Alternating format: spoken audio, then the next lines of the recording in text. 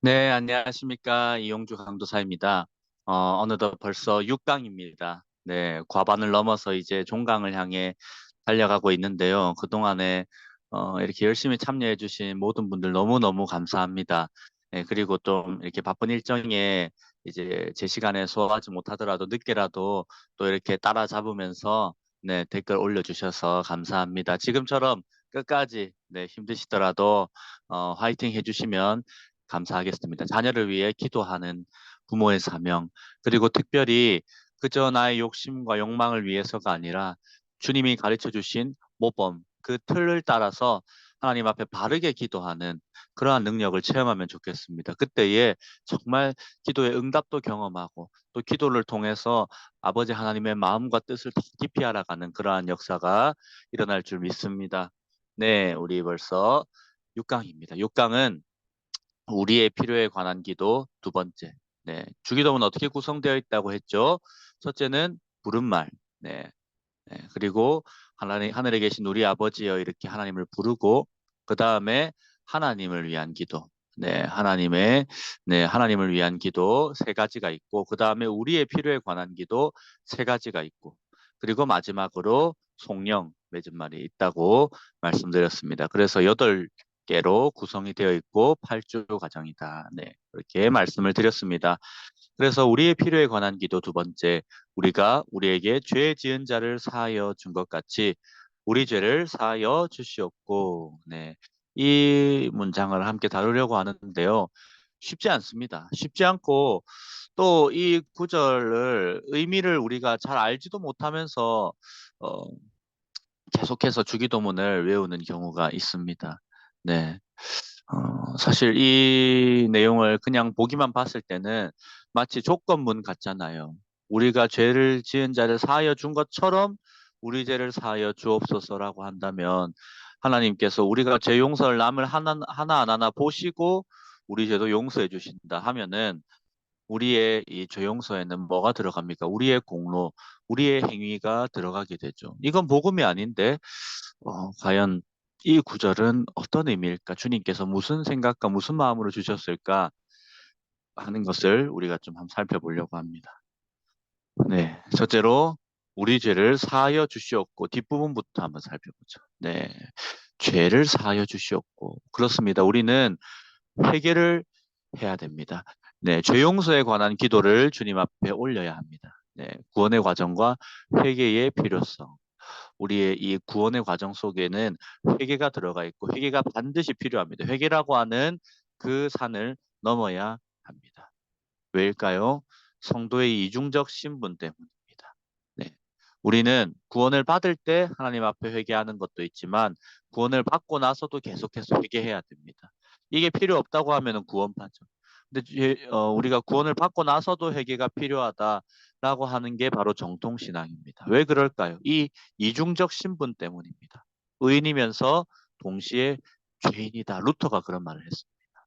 로마서 1장 17절 보시면 복음에 하나님의 의가 나타나서 믿음으로 믿음에 이르게 한다. 기록된 바 오직 의인은 믿음으로 말미암아 살리라. 믿음으로 말미암아 예수 그리스도를 믿는 자는 의인이라고 불릴 자격이 있음을 이 구절이 보여줍니다. 하지만 디모데전서 1장 15절 그리스도 예수께서 죄인을 구원하시려고 세상에 임하셨다. 죄인 중에 내가 괴순이라 바울이 이렇게 고백을 하고 있습니다.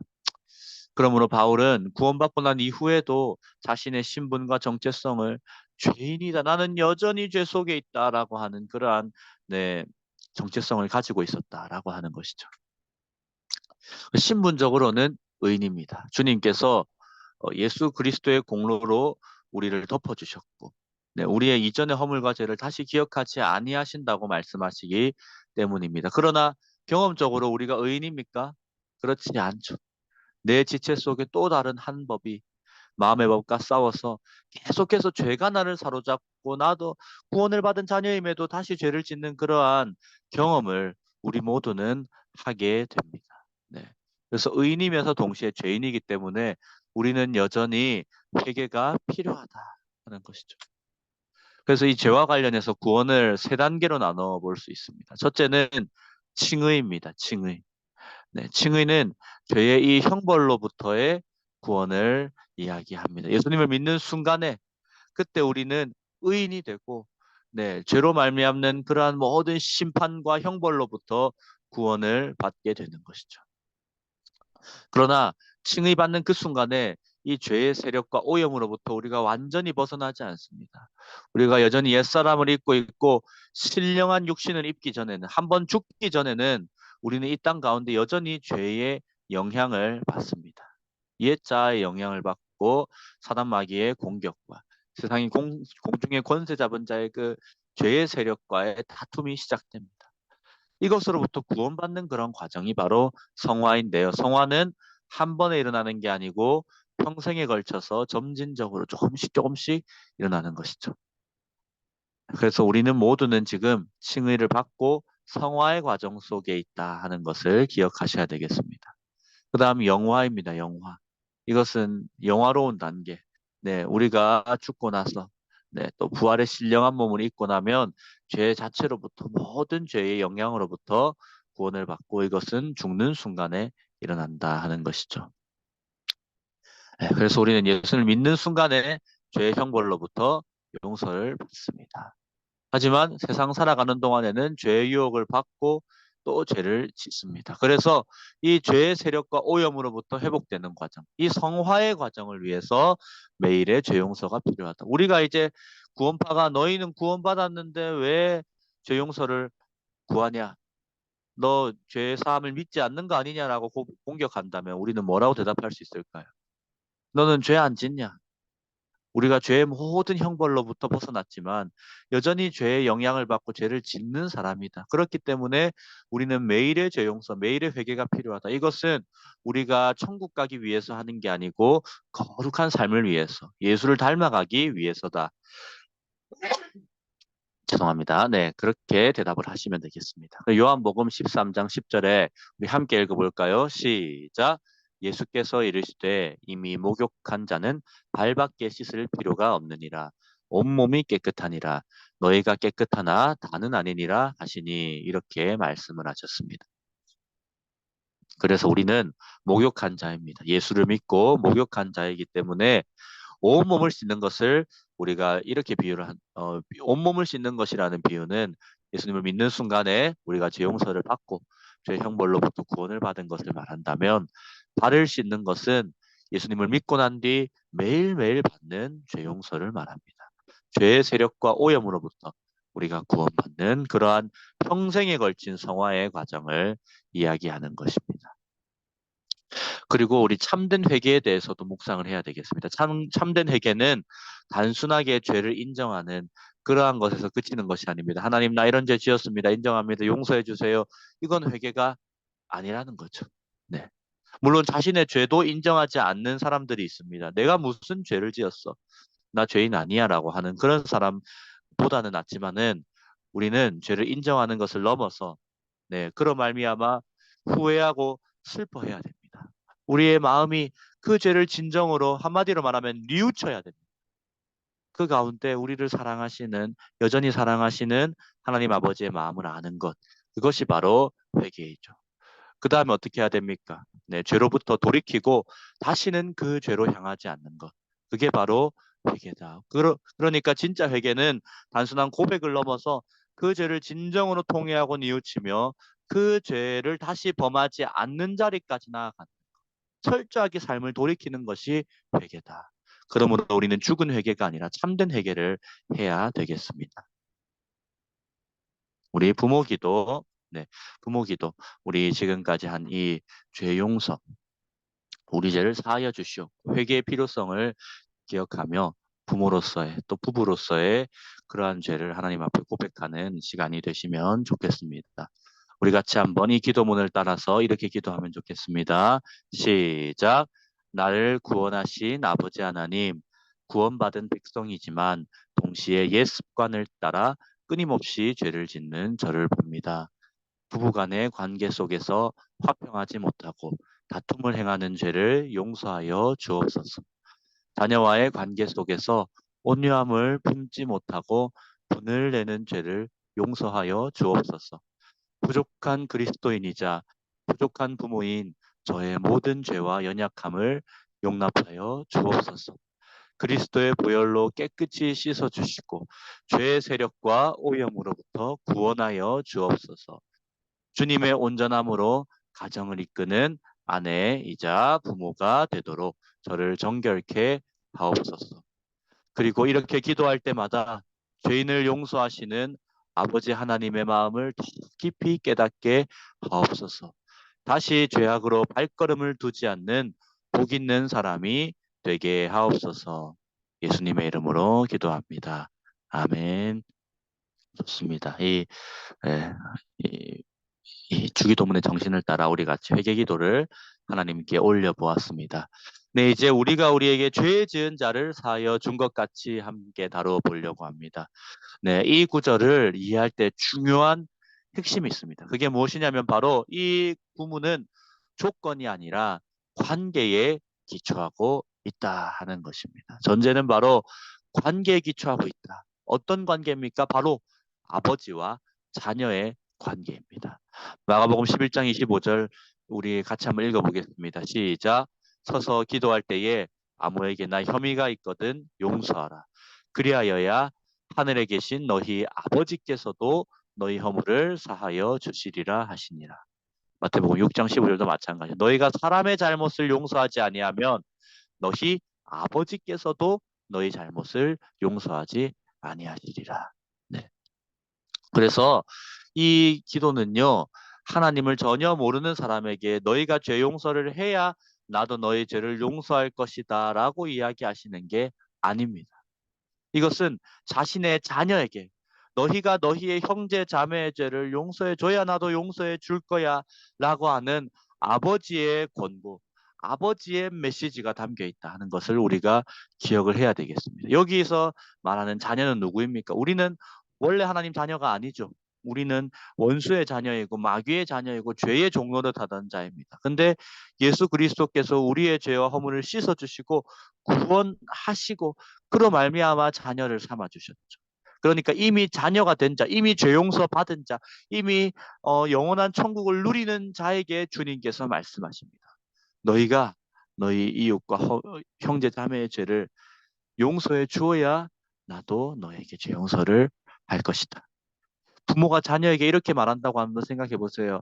누구누구야, 너 누구누구랑 화해하기 전까지는 엄마가 너에게 아무것도 안 해줄 거야. 엄마도 화를 풀지 않을 거야. 라고 이야기한다고 생각을 해보십시오. 그 안에 담긴 마음이 무엇입니까? 정말로 자녀들이 화해하지 않고 그래서 부모님과 멀어지고 부모님과 연을 끊고 부모님과 관계가 끊어지는 것을 부모가 원합니까? 그렇지 않죠. 강한 권고. 너희가 마땅히 그렇게 해야 되지 않니? 부모인 내가 너희를 이렇게 사랑하고 너희를 돌보고 있는데 너희가 너희끼리 티격태격하면 되겠니? 라고 하는 부모의 마음이 담겨 있다 하는 것이죠. 그래서 이 구문에는 복음이 담겨 있습니다. 가장 복음이 잘 담겨 있는 구절 중에 하나입니다. 로마서 15장 7절 우리 같이 한번 읽어볼까요? 시작. 그러므로 그리스도께서 우리를 받아 하나님께 영광을 돌리심과 같이 너희도 서로 받으라. 네. 우리는 먼저 죄인인 우리를 용납하고 받으신 그 그리스도의 은혜를 기억해야 됩니다. 주님께서 먼저 우리에게 죄 용서의 은혜를 베풀어 주셨다.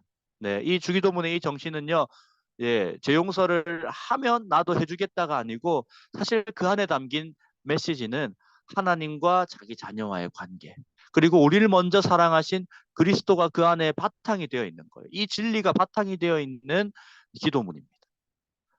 그리스도께서 우리를 먼저 용납하고 받으셨어요. 그리고 그 안에 요구가 담겨 있습니다. 너희가 그 은혜를 아느냐?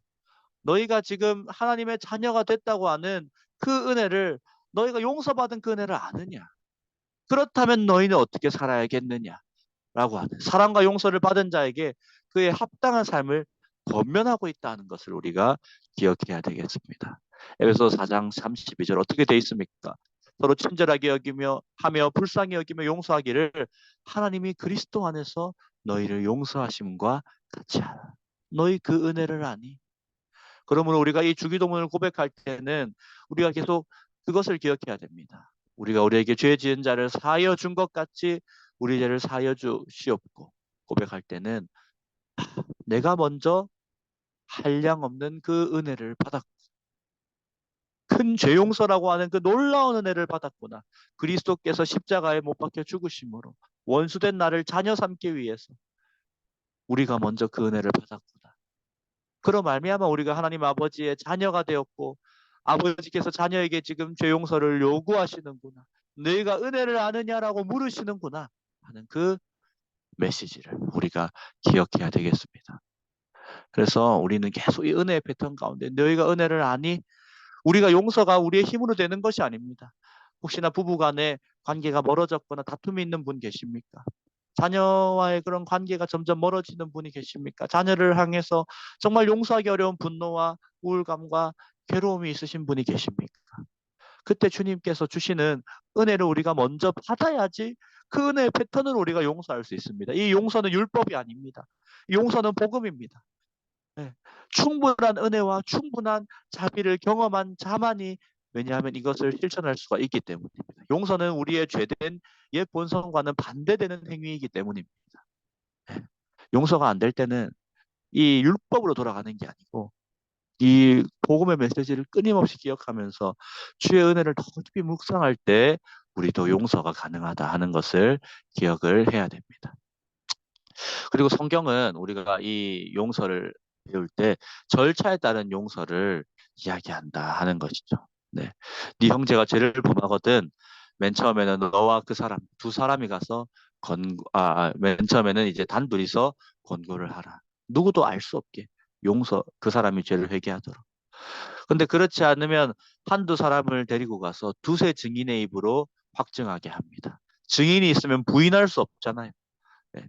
그것도 듣지 않거든 교회의 말하고 교회의 말도 듣지 않거든 이방인과 세리와 같이 여기라 이렇게 기록되어 있습니다. 그래서 네 교회가 권고하도록 마지막은 이렇게 되어 있습니다. 우리가 교회는 용서하는 곳 아니에요. 맞습니다. 맞지만 만약에 교회 안에 죄를 범한 자가 있다.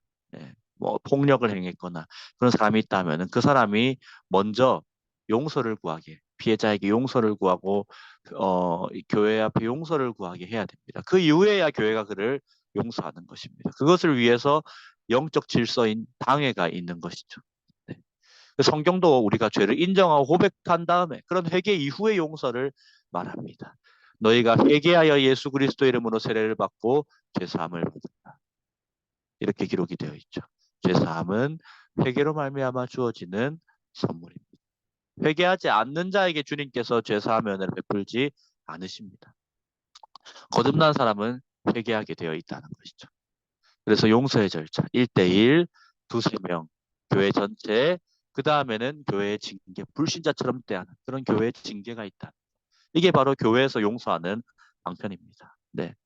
근데 이것이 참 공적으로는 이렇게 이루어지는 것이고요. 사적으로는 어떨까요? 보통은 어떻습니까? 시부 간의 관계, 형제 자매와의 관계, 부부 간의 관계, 거기서는 보통은 이런 일방적으로 1인이 타인에게 잘못한 그런 어, 일방향의 그런 잘못이 있습니까? 보통은 없죠. 쌍방 과실이 보통은 있죠. 그럴 때는 어떻게 해야 됩니까? 더 은혜 받은 사람이 용서를 구해야 하는 것이죠. 네. 그때에는 이러한 절차 네가 네가 잘못한 거 인정해야 나도 용서할 거야 이게 아니고 그때는 서로가 서로의 음성을 잘 듣고 마음을 더 이해하는 것이 필요하겠습니다. 이것은 공적인 내용을 다루고 있습니다. 그래서 용서는 관계 회복의 전제 조건입니다. 죄는 관계의 깨어짐입니다. 죄로 말미암아 우리는 관계가 깨어졌어요. 하나님과 우리 사이의 관계가 깨어지고 사람과 사람 사이의 관계가 깨어졌습니다. 네. 그래서 이 용서를 통해서만이 관계가 회복됩니다. 용서를 통해서만이 관계가 회복됩니다. 가해자의 회개, 그리고 이를 인정하고 용납하는 피해자의 사랑, 네, 이것이 필요합니다.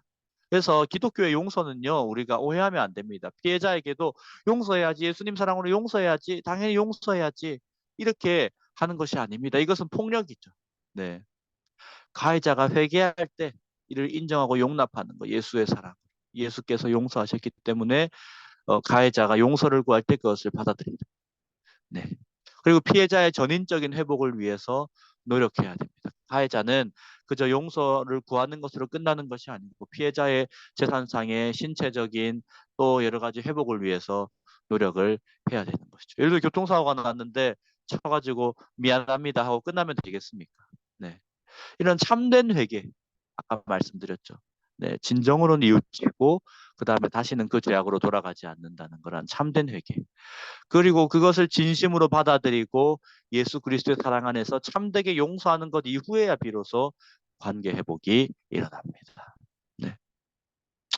근데 이제 일방적인 가해자와 피해자가 없는 경우가 많죠. 네.